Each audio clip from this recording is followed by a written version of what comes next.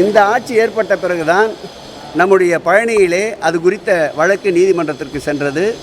தமிழிலும் குடமுழுக்கு நடத்தப்படும் என்று தமிழிலே குடமுழுக்கை நடத்தினோம்.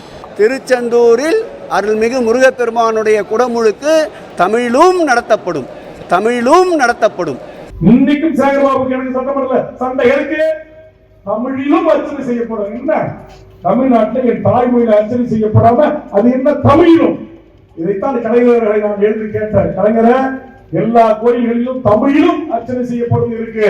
இந்த பெயர் பலகை தூக்குங்க, தமிழில் அர்ச்சனை செய்யப்படும் என்று பெயர் பலகை வையுங்கள் என்று சட்டம் கொண்டு வந்தவர் வேல்முருகன்.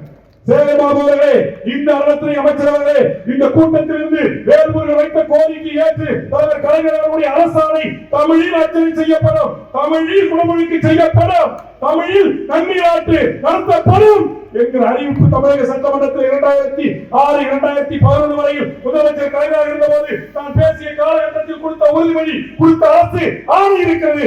அதை நடைமுறைப்படுத்துங்கள் மாண்புமிகு சேகர்பாபு அவர்களே. அந்த முதலமைச்சர் கலைஞர் கொடுத்தார்.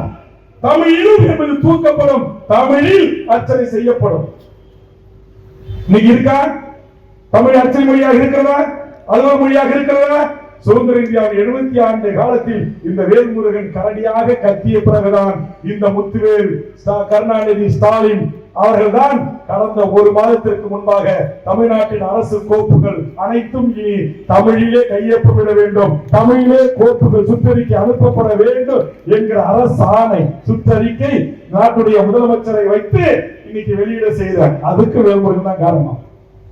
இதெல்லாம் வரலாறு, இதெல்லாம் வரலாற்று பக்கங்கள் சட்டமன்ற பதிவேடுகள் இருக்கு.